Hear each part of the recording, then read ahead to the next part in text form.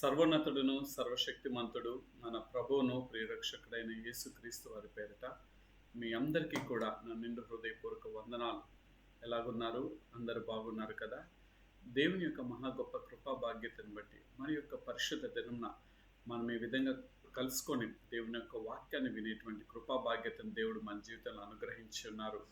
ఈ యొక్క పరిశుద్ధ దినాన్ని చూడలేక అనేక మంది ఈ లోకాన్ని విడిచిపెట్టి వెళ్ళిపోయి ఉన్నారు. వారికంటే మన యోగ్యులు మనకు కాదు కానీ, గొప్పవారు మనకు కాదు కానీ, అనర్హమైన మనకి దేవుని యొక్క కృపా బాధ్యతను అనుగ్రహించి ఆయన వాక్యాన్ని కొద్దిసేపు ధ్యానం చేసుకునేటువంటి కృపా బాధ్యతను దేవుడు మనకు అనుగ్రహించి ఉన్నాడు. ఈ యొక్క దేవుని యొక్క వాక్యంలోకి వెళ్ళే ముందుగా ఒక రెండు విషయాలు చెప్పి నేను దేవుని యొక్క వాక్యంలోకి వెళ్తాను. దేవుడు తన మహా గొప్ప కృపా బాధ్యత ఉండబట్టే సజీవ లెక్కలో నన్ను జ్ఞాపకం చేసుకున్నాడు. నేను బ్రతికి ఉంటానని నేను ఊహించలేదు. నేను తిరిగి మరలా దేవుని యొక్క వాక్యాన్ని నన్ను దేవుడు వాడుకుంటాడని నేను అనుకోలేదు. కానీ దేవుడు తన ఉచితమైన కృపలో అనర్హునైన నన్ను, ఏ యోగ్యత లేని వాడిన నన్ను జ్ఞాపకం చేసుకొని సజీవ లెక్కలో జ్ఞాపకం చేసుకుని దేవుని యొక్క వాక్యాన్ని ప్రకటించేటువంటి బాధ్యతను ఇచ్చున్నారు. మీరు నా గురించి మీరు ప్రార్థన చేస్తున్నారు. మీ గురించి కూడా నేను ప్రార్థన చేస్తున్నాను. కానీ ఈ యొక్క రాబోతున్నటువంటి ఎలక్షన్ గురించి ఒక మాట చెప్పి నేను ముందుకు వెళ్తాను. ఏదో డబ్బుకి లేకపోతే నీ కులానికి సంబంధించిన వ్యక్తిని కానీ, నీ మతానికి సంబంధించిన వ్యక్తిని కానీ నువ్వు ఆలోచన చేయకోకుండా ఎవరైతే ప్రార్థన పూర్వకంగా ఓటు హక్కును వినియోగించుకుంటారో దేవుడు నడిపిస్తాడు. దేవుని పాదాల చెంత చేరి మనం బ్రతిమలాడుకుందాం. మంచి ప్రభుత్వం మనకు అందించినట్లుగా దేవుడు మంచి ప్రభుత్వాన్ని మనకు అనుగ్రహించడం మాత్రమే కాదు, మంచి సుపరిపాలన అందించినట్లుగా మీ అనుదిన ప్రార్థనలు జ్ఞాపకం చేసుకోండి. మూడోదిగా సేవకులు ఎవరైనా, నా తోటి సేవకులు ఎవరైనా ఉంటే ఒక చిన్న విన్నపం, ఇది అన్యత మీరు భావించవద్దు. ఈ రాజకీయ నాయకుల్ని దయచేసి బలిపీఠం మీదకి దయచేసి తీసుకొని రావద్దు. ఎందుకనంటే అది దేవుని ఆత్మచేత దేవుని యొక్క వాక్యము ప్రకటిస్తున్నటువంటి బలిపీఠము, అది పరిశుద్ధమైన స్థలము. వీరు రాజకీయ పరంగా అనేక విధాలుగా ఉంటూ ఉంటారు. కానీ భ్రష్టాత్మ లేకపోతే మోసపుచ్చేటటువంటి ఆత్మ లేకపోతే దుష్టాత్మ అనేది వస్తుంది. దయచేసి వారిని ఎంత పరిధిలో ఉంచాలో, వారిని అగౌరవపరచమని నేను అనట్లేదు, కానీ అంత పరిధిలో ఉంచి వారి స్వప్రయోజనాలకు వచ్చారు, ఓటు అడగటం కోసం వచ్చారు కాబట్టి అక్కడితోనే వారిని బలిపీఠం ఎక్కించుకోకుండా మాట్లాడించి ప్రార్థన చేసి పంపించండి. ఇది అన్యత మీరు భావించవద్దని నేను కోరుతున్నాను. ఏదంటే దానివల్ల మన యొక్క సంఘాల్లోకి దుష్టాత్మ అనేది వస్తుంది, ఒక భ్రమపరచాత్మ అనేది వస్తూ ఉంటుంది, సంఘంలో శోధనలు వస్తుంటాయి. కాబట్టి దయతో ఈ మాటలు అంగీకరిస్తారని నేను అనుకుంటూ దేవుని యొక్క వాక్యాన్ని కొద్దిసేపు ధ్యానం చేసుకుందాం. గడిచిన పరిశుద్ధ దిన దేవునికి మానవుడితో కలిగినటువంటి సంబంధము, లేకపోతే దేవునికి వ్యక్తిగత జీవితాన్ని మానవుడికి కలిగి ఉన్నటువంటి సంబంధము, ఒక కుటుంబానికి దేవునితో కలిగి ఉన్నటువంటి సంబంధము, ఒక సంఘానికి దేవునితో కలిగి ఉన్నటువంటి సంబంధంలో అసలు క్రీస్తు ఎవరు అనే విషయాన్ని నేను కొద్దిసేపు పంచుకోవటం జరిగింది. అందుట్లో మొదటిగా హీఈస్ ఎ క్రియేటర్, ఆయన సృష్టికర్త అని చెప్పడం జరిగింది. రెండోది హీఈస్ ఎ హీలర్, ఆయన స్వస్థపరచువారు అని నేను చెప్పడం. ఆయన ఎవరు అనంటే ఆయన స్వస్థపరచు దేవుడను నేనే, యెహోవాను నేనే అని అన్నారు. మూడోదిగా చూచినట్లయితే రెడీమర్, ఆయన విమోచకుడై ఉన్నాడు. నాలుగోదిగా కనుక మనం చూచినట్లయితే హీఈస్ అన్ ఇమ్మోర్టల్, ఆయన ఎవరంటే అనంతం అనగా మరణము లేని వాడు ఈ యేసుక్రీస్తు ప్రభుల వారు అని చెప్పడం జరిగింది. ఐదోదిగా సావరిన్, అంటే సార్వభౌమాధికారత్వాన్ని కలిగినటువంటి దేవుడు అని చెప్పడం జరిగింది. ఆరోదిగా చూచినట్లయితే ట్రస్ట్ వర్ది, అంటే నమ్మదగిన వాడు ఈ యేసుక్రీస్తు ప్రభు అని. వాటికి సంబంధించి ఈ 6 రెఫరెన్స్ తీసుకొని వివరించడం జరిగింది. ఆ వివరణ తర్వాత ఇంకా నేనేం చెప్పి ఉన్నానంటే క్రీస్తు మన కొరకు ఏమి చేసి ఉన్నారు అనే విషయాన్ని నేను చెప్పడం జరిగింది.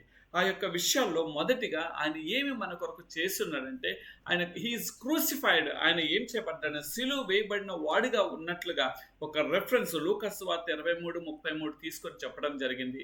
రెండోదిగా చూచినట్లయితే హ్యూమిలేటెడ్, ఆయన దీనునిగా చేయబడిన వాడిగా ఉన్నాడు మన కొరకు అని చెప్పేసి ఈ యెషయా గ్రంథము 53 అధ్యాయము ఈ 3వ వచనాన్ని తీసుకొని చెప్పడం జరిగింది.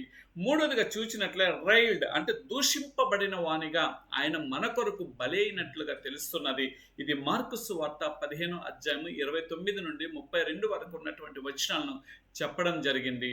నాలుగోదిగా చూచినట్లయితే ఈజ్ ఇమ్యులేటెడ్, అనగా అవమానించబడిన వాడిగా యేసుక్రీస్తు వారు ఉన్నట్లుగా తెలుస్తున్నది. అది మనం ఇదే మార్కు సువార్త 15 అధ్యాయము 16 నుండి 20 వరకు ఉన్నటువంటి వచనాలు గమనించినట్లయితే అక్కడ ఆయన ఏ విధంగా అవమానించబడ్డారో అక్కడ అన్ని కూడా రాయబడినట్లుగా ఉన్నది. తర్వాత చూసినట్లయితే సఫర్డ్, అంటే CHRISTనే నేను కాన్సెప్ట్గా తీసుకున్నాను. ఆయన ఎంత బాధను అనుభవించారో ఆ విషయాన్ని 53 అధ్యాయము ముందుగానే ప్రవక్త ద్వారా ఈ యెషయా గ్రంథం 53:4లో ఉన్నటువంటి మాటలను తీసుకొని వివరించడం జరిగింది.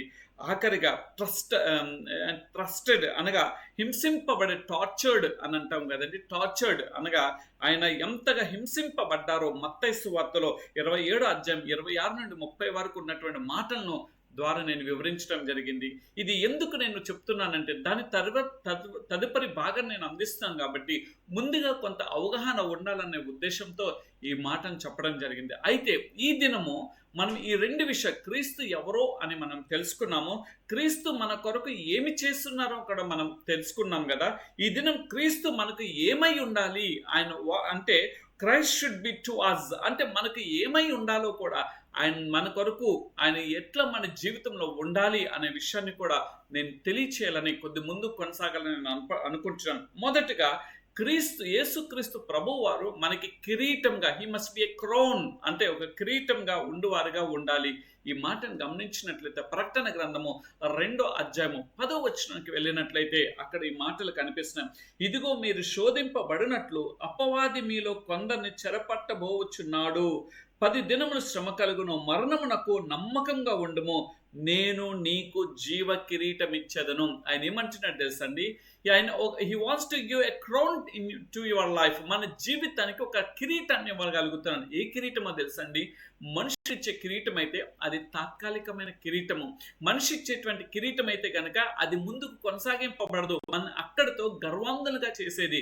కానీ నేను ప్రకటిస్తున్నటువంటి దేవుని యొక్క కిరీటం ఎలాంటిదో తెలుసండి, అది జీవ కిరీటం అనే పదం రాయబడం, జీవం ఇచ్చేదను అని అంటున్నాడు. అంటే జీవ కిరీటాన్ని ఇచ్చివాడై ఉన్నాడు. అదిగా మన జీవితంలో క్రీస్తును మనం ఏమై ఉన్నామో అది కలిగి ఉన్నామో మనం తెలుసుకోవాలి. మన జీవితము క్రీస్తు కొరకు ఏమై ఉండాలో తెలుసా, మనము జీవ కిరీటాన్ని పొందుకునే వారిగా ఉండాలి. అందుకని దైవజనుడైన పౌలయ్య గారు అంటారు కదా, ఇదిగో నేను మంచి పోరాటము పోరాడి తిని అని అంటున్నాడు. ఆయన జీవిత కాలంలో కూడా అనేకమైన పోరాటాలు, మొదటిగా క్రీస్తుకు విరోధమైన పోరాటాలు ఆయన చేసి ఉన్నాడు. తర్వాత క్రీస్తు ఆయన దర్శించిన తర్వాత తన ప్రాణం సైతం లెక్క చేయకోకుండా, తన జీవితం ఏమైపోతుందో కూడా ఆలోచన చేయకోకుండా ఆయన అంటాడు కదా, నా పరుగు కడముట్టించి తిని అని అన్నాడు. అనగా ఎందుకో తెలుసా, ఆయన ఒక్కటే గ్రహించున్నాడు, నా కొరకు దాచబడినటువంటి ఒక కిరీటం అనేది ఉన్నది. ఆ కిరీటాన్ని నేను పొందుకోవటానికి ఎంతో అభిలాష కలిగిన వాడిగా ఉన్నాను అని అంటూ తర్వాత కూడా అంటాడు కదా, బ్రతుకుటైతే క్రీస్తే, చావైనా నాకు మేలే అన్నాడు. చావు వస్తుంది కదా అని ఆయన పారిపోయిన వాడుగా లేడు. ఎందుకో తెలుసా, జీవ కిరీటం ఏంటో ఆయన రుచి చూచి ఉన్నాడు. శ్రమల వెనుక దాగున్నటువంటి గొప్ప కిరీటం ఏంటో ఆయన తన జీవితంలో చూస్తున్నాడు. ఈ మాటలు వింటున్నటువంటి నా ప్రియ సహోదరుడా, నా ప్రియమైన సహోదరి, మన జీవితంలో దేవుణ్ణి కిరీటంగా కలిగి ఉన్నామా, లేకపోతే ఈ లోకంలో ఉన్నటువంటి ఆశల్ని, లేకపోతే ఆస్తిపాస్తుల్ని, లేకపోతే మన భార్యనో మన భర్తనో మన పిల్లలను చూసుకొని వాటినే మన కిరీటంగా ఎంచుకుంటున్నావా? దేవుడు ఏమనుకుంటున్నాడు తెలుసా, నీవు దేవుని కొరకు కిరీటాన్ని పొందుకునేటువంటి బాధ్యత, నువ్వు అటువంటి అనుభవంలోకి రావాలని ఆయన కోరుకుంటున్నాడు. మొదటిగా దేవుడు మనకి ఏమై ఉండాలో తెలుసా, మన జీవితాలకు మన ఆత్మీయ జీవితానికి, మన భౌతికకరమైన జీవితానికి ఆయనను మనం కిరీటంగా కలిగిన వారిగా ఉండాలి. రెండోదిగా చూద్దాం రండి. ఆయన ఏమని హెచ్ కదా, హెడ్ అంటే శిరస్సుగా ఆయన మనకు ఉండాలి. ఏ విధంగా శిరస్సుగా ఉన్న మాటను మనం గమనించినట్లయితే ఎఫెసీయులకు రాసిన పత్రికలో రాయబడి ఉంటుంది. ఎఫెసీయులకు రాసిన పత్రిక 5వ అధ్యాయంలో ఈ యొక్క మాటలు రాయబడి ఉంటాయి. 5వ అధ్యాయము 23వ వచనం ఉంది చూడండి. క్రీస్తు సంఘమునకు శిరస్సు ఉన్నలాగున పురుషుడు భార్యకు శిరస్సైన క్రీస్తే శరీరమునకు రక్షకుడై ఉన్నాడు. ఈ మాటలో ఉన్నటువంటి అర్థం ఏమిటనంటే క్రీస్తు మనకు కిరీటమై ఉన్నాడు. అనగా అది నీ వ్యక్తిగత జీవితము, నీ కుటుంబము, నీ సంఘమునకు ఆయన కిరీటముగా శిరస్సుగా ఉండాలి. ఈ దినం దేనిని మనము శిరస్సుగా కలిగిన వారిగా ఉంటున్నాం. ఇదిగో ఇక్కడ భర్తను శిరస్సుగా కలిగి ఉండాలి అని అన్నారు కదా. అయితే దేవుని కంటే భర్తను ఎక్కువగా నువ్వు ఉంచుకోవాలని దేవుడు కోరుకోవట్లేదు. లేకపోతే భార్యను నువ్వు కిరీటంగా పెట్టుకోవాలని దేవుడు కోరట్లేదు. దేవుడు ఏమని అంటున్నాడు తెలుసా? ఇది మన శరీరము, ఆయన మన శరీరం అంతటికి కూడా ఆయన రక్షకుడుగా ఉన్నాడు. కాబట్టి ఆ రక్షించేటువంటి ఆ జీవాధిపతి అయినటువంటి దేవుణ్ణి మన శిరస్సుగా కలిగి ఉండాలి అని ఈ మాట ద్వారా మనకు అర్థమవుతుంది. నిజంగా మన దేవుణ్ణి మన శిరస్సుగా కలిగిన వారిగా ఉంటున్నామా, లేకపోతే దేవుణ్ణి ఏదో స్తుతిస్తున్నాము, దేవుణ్ణి ఏదో ప్రార్థన చేస్తున్నాము, దేవుని దగ్గర ఏదో విన్నవించుకుంటున్నాము. ఆయన ప్రేమామృత ధారుడు కాబట్టి, ఆయన జాలి కలిగిన దేవుడు కాబట్టి, ఆయన మంచి కరుణ కలిగినటువంటి దేవుడు కాబట్టి నువ్వు అడిగిన వెంటనే ఇచ్చేస్తుంటే ఏదో దేవుడికి ఏదో ఒక మొక్కుబడి ఇచ్చేసుకొని ఆ మొక్కుబడి ద్వారా దేవుడితో నాకు రుణమైపోయిందని మరలా నువ్వు పాత రోత జీవితానికి వెళ్ళిపోతున్నావు. నా ప్రియ సహోదరుడా, ఇది నీకు తగునా? దేవుడు ఏమనంటున్నాడో తెలుసా? నిన్ను శిరస్సుగా నువ్వు నీ జీవితంలో ఆయనను శిరస్సుగా కలిగి ఉండాలని ఆయన కోరుకుంటున్నాడు. ఆయన దగ్గర నుండి ఏది కూడా ఆశించట్లేదండి. ఆయనను నువ్వు మొదటి స్థానం ఇవ్వటానికి ఆయన ఇష్టపడుతున్నాడు. ద్వితీయ స్థానాన్ని ఆయన కోరుకోడు. ఎందుకో తెలుసా? ఆయన నీ కొరకు నా కొరకు ప్రాణం పెట్టి ఉన్నాడు కదా. మన కొరకు ఎవరు ప్రాణం పెడతారు? కట్టుకున్న భర్త ఆపత్కాల సమయంలో మనం విడిచి వెళ్ళిపోతాడు. కట్టుకున్నటువంటి భార్య కూడా ఇటువంటి వ్యక్తిని నేను ఇంకా చూడలేని చెప్పి మన మీద అసహ్యత పుట్టి మనం ఎప్పుడు చచ్చిపోతామా అని ఎదురు చూసేటువంటి భార్యలు ఉన్నారు. పిల్లలు చూచినట్లయితే ఇదిగో నా తండ్రి ఒక రోగిష్టి, నా తల్లి ఒక రోగిష్టి అయినప్పుడు ఇంకా మాకెందుకు ఈ శ్రమలు అని చెప్పి పిల్లలు విడిచిపెట్టేటువంటి ఈ ప్రేమలైనటువంటి మనుగడ, మానవుడి యొక్క మనుగడ కొనసాగుతుందని. అటువంటి మనుగడలో నువ్వు ఒక్కటి ఏమిటో తెలుసా? ఈ శరీరము తృణప్రాయమైనది. ఈ శరీరము మనం ఒక దిన విడిచిపోవాల్సిందే. ఈ శరీరం మరలా మట్టిల నుండి వచ్చింది కాబట్టి మట్టిలో కలిసిపోవాల్సిందే. కానీ దేవుడిచ్చిన ప్రాణాత్మ ఉన్నది చూసారా? నువ్వు ఎప్పుడైతే ఆయనను శిరస్సుగా కలిగి ఉంటావో నీ జీవితము ధన్యతగా మారుతుంది. ఆయన ఆ విధంగా మనకై ఉండాలని, మన జీవితానికి ఆయన శిరస్సుగా ఉండాలని ఆయన కోరుకుంటున్నాడు కదా. అయితే నీవు కూడా ఆయన శిరస్సుగా కలిగి ఉంటున్నావా? ఆ శిరస్సుగా కలిగి ఉండటం కొరకు దేవునికి ఎంత ప్రాముఖ్యమైన స్థానాన్ని మనం ఇస్తున్నాము. అందరం కూడా సరిచేసుకుందాం. దీనికి అతీతులైన వారు ఎవరు కూడా లేరు. దేవుడు మనకు శిరస్సుగా ఉండాలని, అందుకొరకే నీ కొరకు ఆయన ప్రాణం పెట్టి ఉన్నాడని, అందుకొరకే ఆయన నీ కొరకు ఇటువంటి దీవెనలు ఇచ్చి ఉన్నాడని, ఇటువంటి ఆశీర్వాదాలు ఇచ్చి ఉన్నాడని, ఇటువంటి కృపా భాగ్యతను ఇచ్చి ఉన్నాడని మానవుడిగా మనం ఎరుగుతున్నామా? లేకపోతే దేవునికి దూరస్థలం అయిపోయి దేవుని యొక్క ఆత్మను ఘోషింప చేసేవాడుగా మనం ఉంటున్నామా? కాబట్టి మొదటిగా ఆయనకు నువ్వు నీ జీవితంలో ఆయనను కిరీటంగా కలిగి ఉండాలి. ఆయన మనకి కిరీటంగా ఉన్నాడు. రెండోది ఆయన మనకు శిరస్సుగా ఉన్నాడు. మూడోదిగా చూచినట్లే CHR అనగా ఏమిటో తెలుసు? ఆయన it is revolution of God, అంటే దేవుని ప్రత్యక్షత అయి ఉన్నవాడు. ఆయన ఏ విధంగా తెలుసా? రోమిలికి రాసినటువంటి పత్రికలోకి వెళ్దాం. రోమిలికి రాసినటువంటి పత్రికలో మనం గమనించినట్లయితే అక్కడ మాట రాయబడింది. అది ఎంతగానో ఆకర్షించబడినటువంటి మాట. చూద్దాం రండి. రోమిలికి రాసిన పత్రిక 16వ అధ్యాయంలో ఈ యొక్క 25వ వచనంలో మనం చూచినట్లయితే అక్కడ రాయబడి ఉంటుంది చూడండి. 25 నుండి 27 కలిపే ఉంటుంది చూడండి. సమస్తమైన అన్యజనుల విశ్వాసమునకు విధేయులగునట్లు అనాది నుండి, ఇది ఇక్కడ నుండి అండర్లైన్ చేసుకోండి, అనాది నుండి రహస్యముగా ఉంచబడి ఇప్పుడు ప్రత్యక్షపడిన మర్మము నిత్య దేవుని ఆజ్ఞ ప్రకారము ప్రవక్తల లేఖనముల ద్వారా వారికి తెలుపబడి ఉన్నది. ఈ మర్మమును అనుసరించుచున్న నా సువార్త ప్రకారముగాను యేసు క్రీస్తును గూర్చిన ప్రకటన ప్రకారముగాను మిమ్మును స్థిరపరచుటకు శక్తివంతుడుగా అద్వితీయమైన జ్ఞానవంతుడైన దేవునికి యేసు క్రీస్తు ద్వారా నిత్యము మహిమ కలుగునుగాక. ఆమేన్. ఈ మాటను మనం చదువుతున్నప్పుడు ఆయన ఎవరై ఉన్నాడో తెలుసా? దేవుని యొక్క ప్రత్యక్షత అయి ఉన్నారు. అందుకని యేసుక్రీస్తు ప్రభు వారు ఈ లోకంలో ఉన్నప్పుడు ఆయన చెప్పింది ఏమిటో తెలుసా? నన్ను చూచువారు నా తండ్రిని చూచువారై ఉన్నారు. నా మాటను ఆలకించువాడు, నా మాటకు లోబడిన వాడు నా తండ్రి యొక్క మాటకు లోబడిన వాడు, నా ఆజ్ఞను ప్రేమించువాడు తండ్రి ఆజ్ఞను ప్రేమించువాడై ఉన్నాడు అని ఆయన నోటితోనే చెప్పి ఉన్నారు కదా. ఆయన ఎవరో తెలుసండి? దేవుని యొక్క ప్రతిబింబమై ఉన్నాడు యేసుక్రీస్తు ప్రభువు వారు. ఏ విధంగా ప్రతిబింబమై ఉన్నాడో తెలుసండి? నీ కొరకు నా కొరకు ఒక మానవ రూపాన్ని ధరించుకొని ఆ మానవులుగా కూడా ఒక రిక్తునిగా ఈ లోకానికి ఏతించి మన పాపములను, మన దోషములను, మన అతిక్రమములను సమస్తాన్ని ఆయన భుజస్కంధాల మీద వేసుకొని, ఏ పాపం ఎరగనటువంటి దేవుడు, ఏ తప్పు చేయనటువంటి దేవుడు, ఏ ఒక్క అపవిత్రత అంటనటువంటి దేవుడు నీ కొరకు నా కొరకు ఒక శాపిగా మార్చబడ్డాడు కదా. నీ కొరకు నా కొరకు ఆయన ఒక దోషిగా ఎంచబడ్డాడు కదా. నీ కొరకు నా కొరకు ఆయన ఒక బలి అయిపోయి ఉన్నాడు కదా. ఎందుకో తెలుసా? నేను ఒక నిర్దోషిగా ఉంచాలని, నేను ఒక దీవెనకరంగా ఉంచాలని, నిన్ను ఒక ఆయన నామాన్ని మహిమపరిచే వ్యక్తిగా ఉంచాలని ఆయన ఆశను నీ పట్ల నా పట్ల కలిగి ఉన్నాడు. అయితే ఆయన మహిమ కలిగినటువంటి కార్యములను, ఆయన ప్రత్యక్షతను ఆయన కుమారుడి ద్వారా తండ్రి అయినటువంటి దేవుడు నిరూపించుకున్నాడు కదా. ఆ ప్రత్యక్షత కలిగినటువంటి దేవుణ్ణి నీ జీవితంలో కలిగి ఉన్నావా?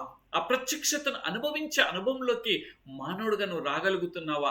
లేకపోతే దేవుని యొక్క ప్రత్యక్షతకు దూరం అయిపోయి, ఈ లోకానికి దగ్గరైపోయి, లోకాంధకారులతో కలిసిపోయి దేవుని యొక్క ప్రత్యక్షతను, దేవుని యొక్క మహిమని, దేవుని యొక్క ప్రతిబింబాన్ని నువ్వు దూషణ పాలు చేస్తున్నావా? నేనేదో అన్య సహోదరులు, అన్య సహోదరుల గురించి అయితే నేను మాట్లాడలేదు, కానీ క్రీస్తు ప్రేమలో నువ్వు నాటబడిన వాడవై, ఆయన రక్తంలో కడగబడిన వాడవై, నీటిలో బాప్తిస్మం పొందిన వాడవై, పునర్జన్మ ఎత్తబడినటువంటి నీవు దేవుని కొరకు నువ్వు ప్రత్యక్షతను కనపరిచే విధంగా ఉన్నావా? ఆయన ప్రత్యక్షతను అనుభవించే అనుభవంలోకి వస్తున్నావా? లేకపోతే ఆయన ప్రత్యక్షతకు దూరం అయిపోతున్నావా? నీ స్వార్థ పూరిత జీవితానికి నువ్వు దేవుని యొక్క ప్రత్యక్షతకు దూరం అయిపోతున్నావా? ఏమి లాభం? నీ కొరకు ఆయన అంతటి కొరడాలతో కొట్టబడ్డాడు కదా. ఆయన తల మీద నీ కొరకు నా కొరకు ఆయన ముళ్ళ కిరీటాన్ని అనుభవించి ఉన్నాడు కదా. తన శరీరం అంతా కూడా దుఃఖినప్పటికీ కూడా ఆయన మౌనిగా ఉండిపోయాడు కదా. అంతటి ప్రేమామృత దారుడైనటువంటి దేవుణ్ణి నువ్వెంత అవమానపరుస్తున్నావు? ఆయన ప్రత్యక్షతను గుర్తెరిగే మానవుడుగా ఉంచున్నావా? ఆయన ప్రత్యక్షతను అనుభవించే విధానంలోకి వస్తున్నావా? లేకపోతే ఏదో ఆదివారకాల సమయంలో మాత్రమే దేవుని మందిరము, దేవుని యొక్క సన్నిధానము, తర్వాత నీ జీవితము ఎక్కడికి పయనం కొనసాగిస్తుంది? నీ జీవితం ఎక్కడికి పరిగెడుతున్నది? దేవునికి ప్రత్యక్షతను ఈ లోకానికి ప్రత్యక్షపరచడానికి నువ్వు వెళ్తున్నావా? లేకపోతే దేవుని యొక్క ప్రత్యక్షతను దూరం అయిపోయి ఈ లోకాంధకారుడితో కలిసిపోయి దేవుని యొక్క నా ప్రత్యక్షతను నువ్వు అవమానపరిచేవాడిగా ఉంచున్నావా? వద్దు నా ప్రియ సహోదరుడా. మనం ఎంతకాలం ఈ లోకంలో జీవిస్తామో మనకైతే తెలియదు, కానీ ఏ క్షణం నా దేవుని యొక్క పిలుపు మన జీవితంలో ఉంటుందో తెలియదు. కానీ ఒక్క మాట నేను చెప్పాలని అనుకుంటున్నాను. ఒక వ్యక్తి మొన్నటి దిన చాలా సంతోషంగా ఉదయకాల సమయంలో లేచున్నాడు.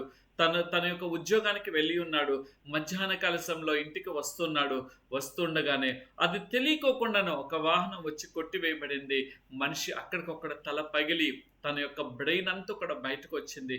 తను ఊహించలేదు కదా. తన ఉద్యోగంలో నుండి కూడా కేవలం 1 గంట సేపు తన ఇంటికి వచ్చి అన్నం తినెళ్ళటానికి వస్తూ ఉన్నాడు.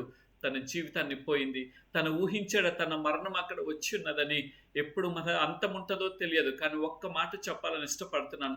మనం ఈ భూమి మీద జీవించిన సమయంలోనే దేవుని యొక్క ప్రత్యక్షతను అనుభవించే అనుభవంలోకి రావాలని దేవుడు కోరుకుంటున్నాడు. అదే ఆయనను మనం కలిగి ఉండాలని, ఆయన మన జీవితంలో ఉండాలని మనం ఇష్టపడదాము. 4వదిగా చూచినట్లయితే ఆయన ఏమై ఉన్నాడు తెలుసా?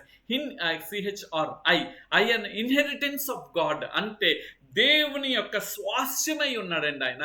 ఏ విధంగా తెలుసా? నేను చెప్పట్లేదు. ఎఫెసీయులు రాసినటువంటి పత్రికలోకి వెళ్దాం. ఎఫెసీయులు రాసినటువంటి పత్రిక 1వ అధ్యాయము 11వ వచనం ఉంది చూడండి. మరియు క్రీస్తు నందు ముందుగా నిరీక్షించిన మనము తన మహిమకు కీర్తి కలగజేయవాలని దేవుడు తన చిత్త ప్రకారమైన సంకల్పమును బట్టి, దేవుడు తన చిత్తానుసారమైన సంకల్పమును బట్టి, అనగా తండ్రే తన యొక్క చిత్తమై ఉన్నది. ఆ యొక్క సంకల్పమును బట్టి ఏమని అంటున్నాడు చూడండి. మనలను ముందుగా నిర్ణయించి ఆయన యందు స్వాస్యముగా ఏర్పరచును. అంటే we are the inheritance of our father. మన తండ్రికి మనము ఒక స్వాస్యమై ఉన్నాము. ఆయన కుమారుడైన యేసు క్రీస్తు వారు కూడా ఒక స్వాస్యంగా ఈ లోకానికి మానవ రీతిగా మానవుడి యొక్క జీవితం ఎలా జీవించవచ్చో, మానవుడి యొక్క జీవితం ఎలా ముందుకు కొనసాగించబడవచ్చో, లేకపోతే మానవుడి యొక్క జీవితం ఎలా పయనం కొనసాగించాలో, ఎలా క్రీస్తు ముందుకు కొనసాగాలో, ఎలా తండ్రి యొక్క ఆజ్ఞలను మనం పాటించాలో, తండ్రి ఉపదేశములను ఆలకించాలో, ఆయన ప్రవచించిన ప్రవచనములన్నీ ఏ విధంగా మనం దానిని మన జీవితంలో అన్వయించుకుంటూ మన ఆధ్యాత్మిక జీవితంలో ముందుకు వెళ్ళాలో ఆయన ఏర్పరచుకున్నాడు కదా. ఆయన స్వాస్థ్యంగా నీకు నాకు అంతటి కృపా భాగ్యత ఇచ్చున్నాడు. ఇంకొక గొప్ప మాట నేను చెప్పాలని అనుకుంటున్నాను. ఈ లోకంలో నీ తండ్రిని, నిన్ను కన్నా నీ తండ్రిలే కాకుండా ఇంకో వ్యక్తిని కనుక డాడీ అని అంటే వారు అవమానకరంగా మాట్లాడుతుంటాడు. ఆ యొక్క కుటుంబంలో కొంత విచ్ఛిన్నత వస్తూ ఉంటుంది. కానీ ఏ యొక్క స్వాలభము ఆశించుకోకుండా మనకు ఒకే ఒక గొప్ప కృపా బాధ్యత ఏంటో తెలుసండి, మనం అబ్బా తండ్రి అని పిలిచేటువంటి కృపా బాధ్యత దేవుడు మనకి ఇచ్చినాడు. ఎంత గొప్ప దేవుణ్ణి మనం కలిగి ఉన్నాం, ఎంత గొప్ప స్వాస్యము అంటే ఒక కుమారత్వాన్ని కలిగినటువంటి బాధ్యత దేవుడు నీ జీవితంలో నా జీవితంలో ఇచ్చినాడు. కానీ నీవు ఆయన స్వాస్యాన్ని అనుభవించట కొరకే కదా.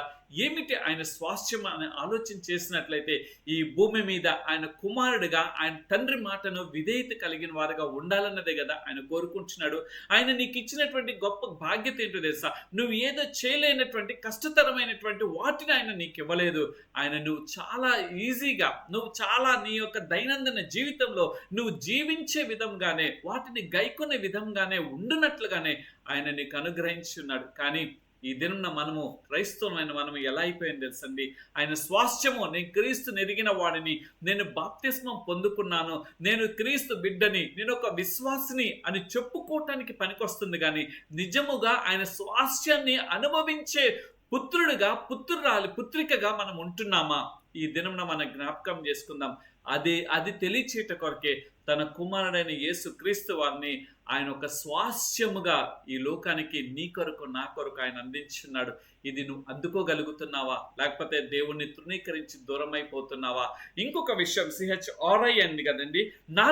5వదిగా చూచినట్లయితే సాచ్యుటరీ ఆఫ్ గాడ్ అనగా దేవుని పరిశుద్ధ స్థలముగా మనము ఆయన్ని కలిగి ఉండాలి. ఆయన ఎలాంటి వాడో తెలుసండి, ఆయన పరిశుద్ధుడు. ఆయన పాపిని ప్రేమించడు కానీ పాపాన్ని ఆయన ప్రేమించలేదు. పాపాన్ని ఆయన ద్వేషించాడు.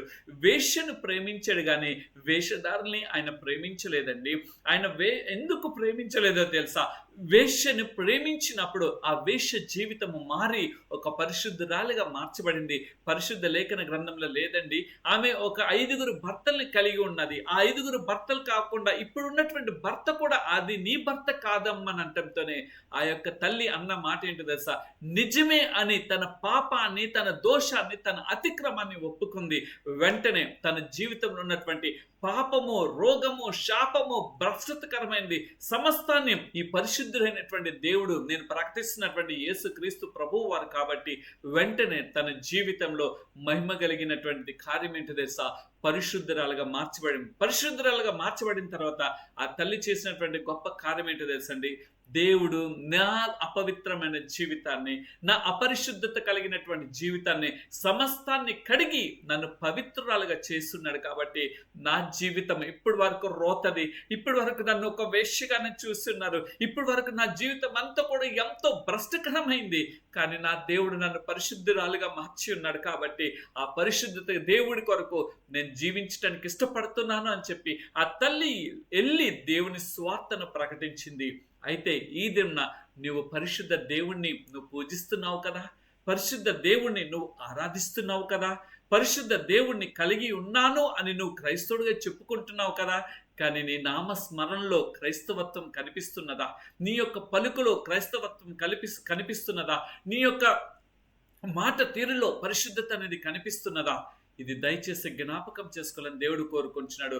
ఆయన పరిశుద్ధుడై ఉన్నాడు కాబట్టి మనల్ని కూడా పరిశుద్ధత కలిగిన వారిగా ఉంచాలని ఇష్టపడే దేవుడు నిన్ను ఒక ప్రేమగా చెప్పి ఉన్నాడు. ఆయన యొక్క ఈ జీవ గ్రంథంలో చూసినట్లయితే యేసుక్రీస్తు వారు 100% కూడా ఆయన ప్రేమతోనే సాధించి ఉన్నాడు. కాబట్టి ప్రపంచంలో ఉన్నటువంటి అనేకమైన దేశాలు ఈరోజు ఈ ప్రేమ కలిగిన మాటలకి వారు ఆకర్షితులు అవుతున్నారు. కానీ ద్వేషించబడేవారు లేరా అని అంటే చాలా మంది ఉన్నారు.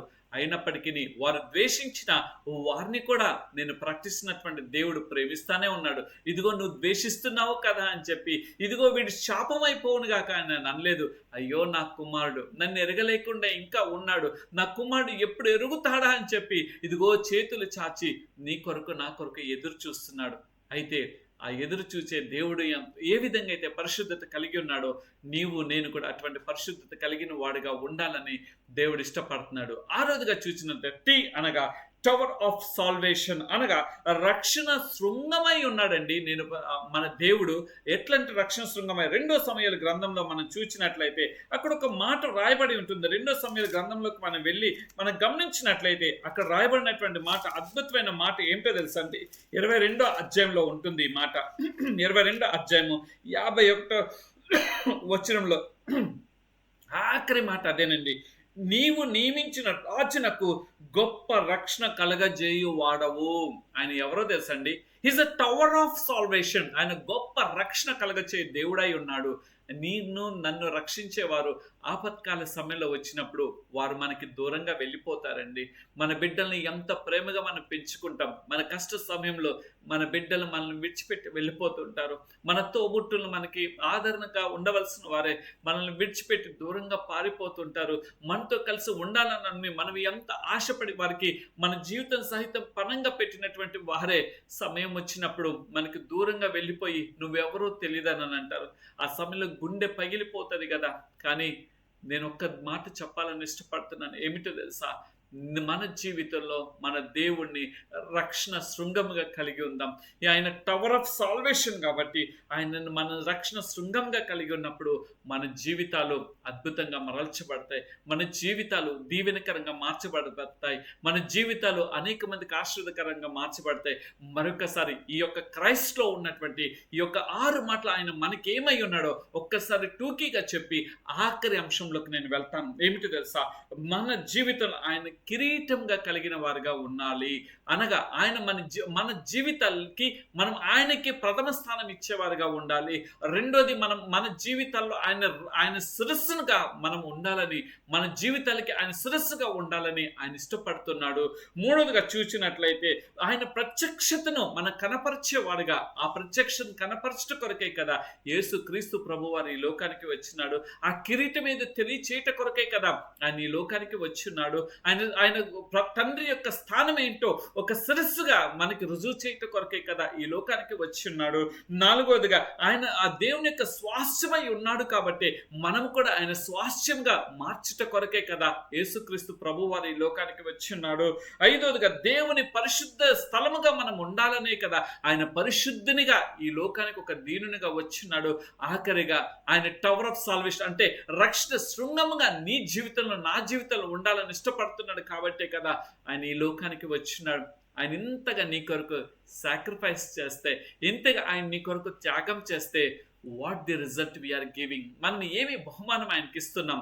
ఈ యొక్క మనం చేయవలసింది ఏంటో కూడా ఈ విషయాలు చెప్పి నేను ఈ దినానికి కొద్ది ముందుకు కొనసాగిపోతాం. క్రీస్తు పట్ల మనం ఎలా ఉండాలి? ఇది ఆఖరి అంశం. మనము ఆయన ఏమై ఉన్నాడో, ఆయన ఎవరో తెలుసుకున్నామో, ఆయన ఏమై ఉన్నారో మనం తెలుసుకున్నామో, ఆయన ఏమి మన కొరకు చేస్తున్నారో ఈ 3 అంశాలు మనం తెలుసుకున్నాం. చివరిగా మనం చేయవలసింది ఉండదండి. ఎంతసేపు మానవులుగా ఆయన్నే ఆశిస్తామా? ఆయనే చేయాలని మనం కోరుకుంటామా? నేను చేయవలసిన బాధ్యత లేదా? తప్పక ఉంది కదా. ఆయన ఏంటో ఆయన మనకు తెలియచేసినప్పుడు మనం ఏమై ఉండాలో కూడా ఆయన చెప్తున్నాడు కదా. ఏమై ఉండాలో ఒక్కొక్క విషయం నేను చూసి ఈ దినాన్ని ముందు కొనసాగిపోతాం. రోమీలకు రాసిన పత్రికలోకి వెళ్దాం. రోమీలకు రాసిన పత్రిక 12వ అధ్యాయంలోకి మనం వెళ్దాం. 12వ అధ్యాయము మొదటి వచనంలో ఏమిటో తెలుసా? సి అనగా అంకిత భావం కలిగిన వారిగా ఉండాలి. సి means what we must be committed to the Lord Jesus Christ. దేవునికి మనము యేసుక్రీస్తు అంకిత భావం కలిగిన వారిగా we must have some commitment why we are living on this earth, why we are in the Christ. మన దేవునిలో మనం ఎందుకు ఉన్నామో, ఎందుకు దేవుని కలిగి ఉన్నామో, why we have to live on this earth అనేది మనం తెలుసుకుంటాము. ఎప్పుడో తెలుసండి, అంకిత భావం మన జీవితాల్లో ఉన్నప్పుడు. అందుకని రోమా గ్రంథకర్త అంటాడు కదా 12:1, కాబట్టి సహోదరులారా, పరిశుద్ధమును దేవునికి అనుకూలమైన సజీవ యాగముగా మీ శరీరములను ఆయనకు సమర్పించుకొనుడని దేవుని వాత్సల్యమును బట్టి మిమ్మును బతిమాలుకొనుచున్నాను. ఇట్టి సేవ మీకు యుక్తమై ఉన్నది. ఏంటో తెలుసండి? We must be a committed to the Lord. మనం ఎట్లాంటి కమిట్మెంట్ అయ్యి ఉండాలి తెలుసండి? పరిశుద్ధత కలిగినటువంటి, పరిశుద్ధమును దేవునికి, పరిశుద్ధుడైనటువంటి దేవునికి మనం ఎలా ఉండాలి తెలుసండి? మనం అనుకూలంగా మనం జీవించాలి. ఏంటి అనుకూలంగా జీవించాలి? దేని కొరకు తెలుసండి? సజీవ యాగముగా మన శరీరములను ఆయనకి సమర్పించుకోవాలి. ఈ కమిట్మెంట్ మనకు ఉండాలి. మన శరీరములను సమర్పించుకోండి అని అంటూ దేవుని ఆశ్చర్యమును బట్టి బ్రతిమలాడుకొంచున్నాను. ఎంత గొప్ప బ్రతిమలాటండి, ఎంత గొప్ప! ఆయన ఎట్లా తెలుసండి బ్రతిమలాడుకుంటామంటే, ఇదిగో నువ్వు ఇది చేసేయని అంటాం కాదండి, అయ్యా ప్లీజ్ అయ్యా చేయనైనా అని చెప్పి దైవజనుడు మనకి తెలియచేస్తున్నాడు. ఇదన్న పరిశుద్ధ దైవజనుడు ఆ దినమున ఆ యొక్క రోమ సామ్రాజ్యంలో ఆ రోమ ప్రవక్త ద్వారా ఈ యొక్క పౌలు గారి ద్వారా మనకి ఈ మాటలు తెలియచేస్తున్నాడు. అదేవిధంగా ఈ దిన పరిశుద్ధాత్మ దేవుడు నీకు నాకు అంటున్నాడు, మీ శరీరంలో నాకు సజీవ యాగంగా సమర్పించుకో బిడ్డ. నాకు సజీవ యాగంగా సమర్పించుకుంటే నేను ఏంటో నా యొక్క కార్యంలో నువ్వు చూసి ఉన్నావు కదా, ఆ నీతి కిరీటాన్ని నేను ఇస్తాను. నీ జీవితం ఒక శిరస్సుగా నేను ఉంటాను. నా స్వాస్థ్యంగా నేను చేసుకుంటాను. నా ప్రత్యక్షత ఏంటో నీకు కనపరుచుకుంటాను. నేను నా యొక్క పరిశుద్ధతను ఏంటో నీలో నేను నిలుపుతాను. నా యొక్క రక్షణ శృంగము నీ జీవితంలో ఇస్తాను అని అంటున్నాడు. ఈ యొక్క 6 బహుమానాలు నీ జీవితంలో కావాలనంటే మొదటిగా మనల్ని మనము దేవునికి అంకితం కావించబడాలి. అంకితం చేయబడినప్పుడు మన జీవితాలు ఫలప్రదంగా మార్చబడతాయి. రెండోదిగా చూసినట్లే హెచ్ అనగా హోలీ, పరిశుద్ధంగా మనం జీవించాలి. ఎలాంటి పరిశుద్ధత తెలుసండి?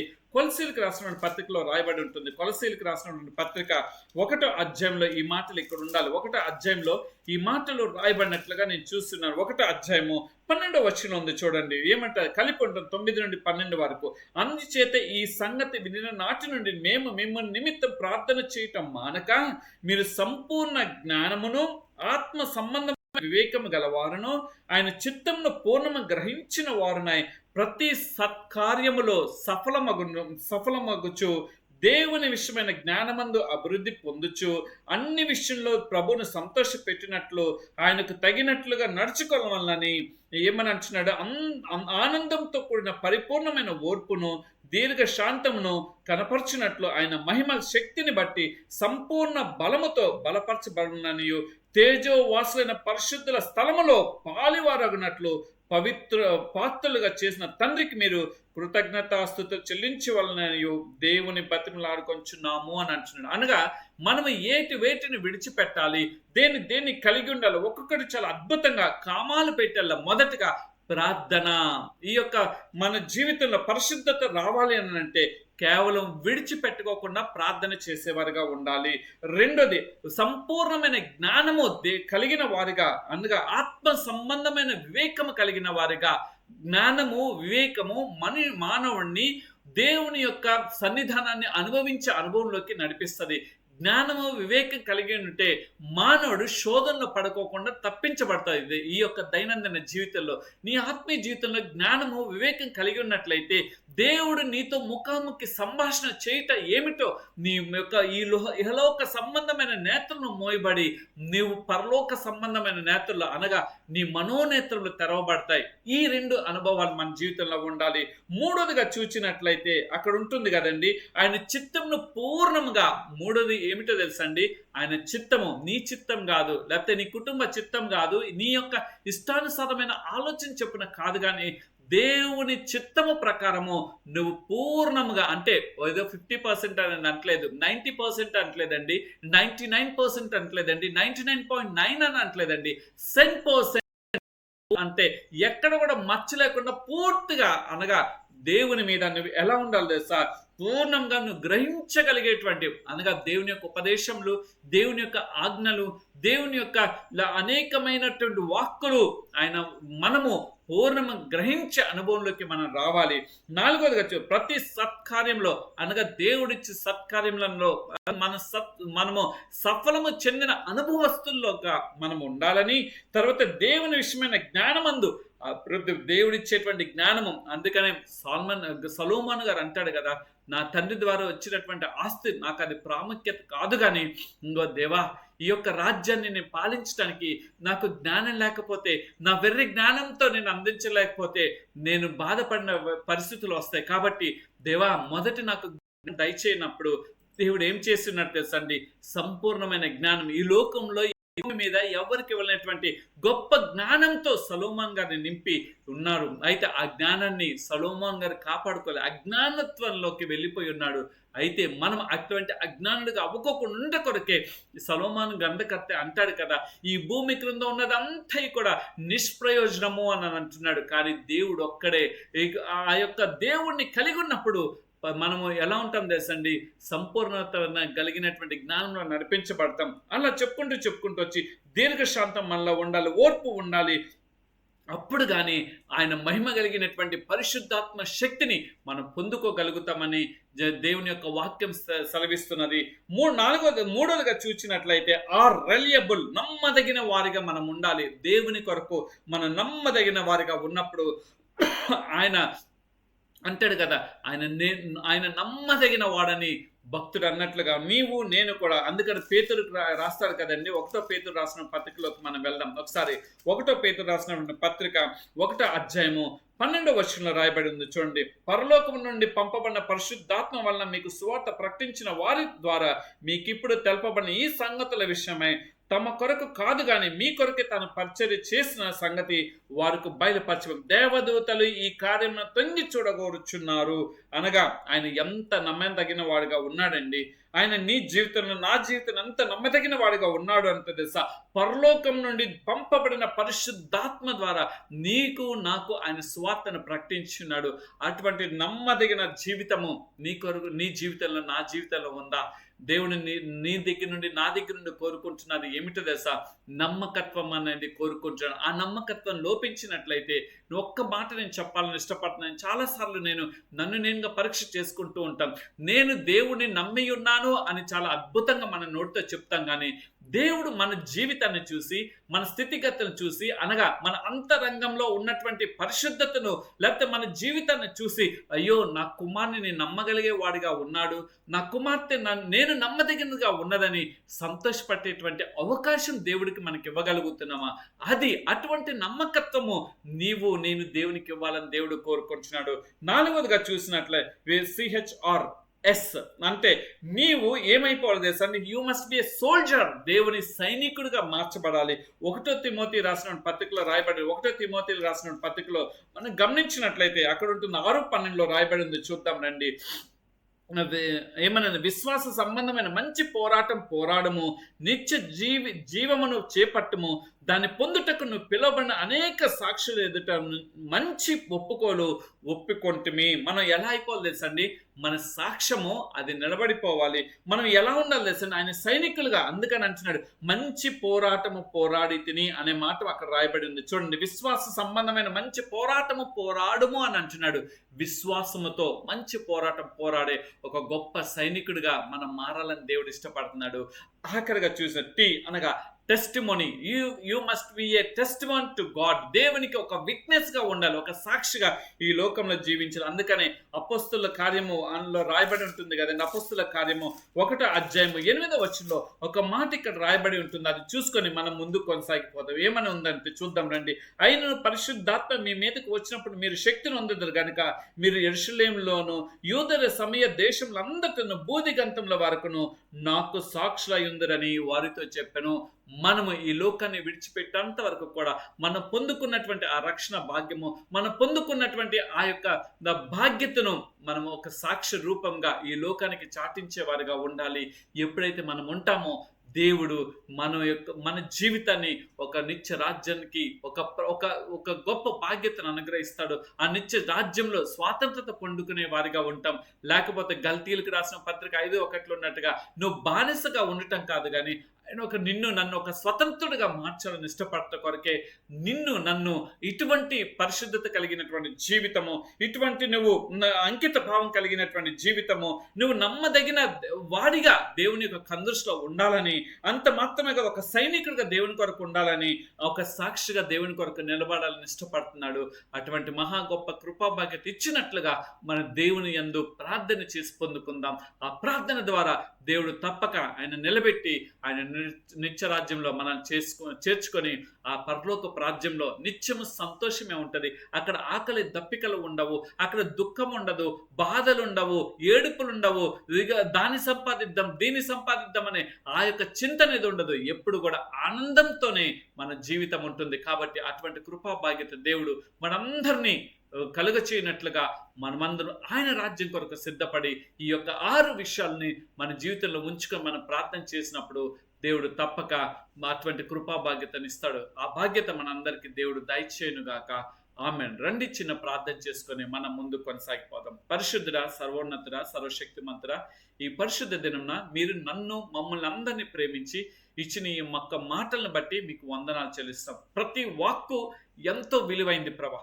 కోట్లాది రూపాయలు వెచ్చించి కొన్న ఈ మాటలు మాకు దొరకవు తండ్రి. అవును నాయన, మీరు మా జీవితంలో కిరీటంగా ఉండాలని ఇష్టపడుతున్నారు తండ్రి, మా శిరస్సుగా ఉండాలని ఇష్టపడుతున్నారు అయ్యా. అయ్యా, మీ ప్రత్యక్షతను మా ద్వారా మీరు నాయన రుజువు చేసుకోవాలని ఇష్టపడుతున్నారు తండ్రి.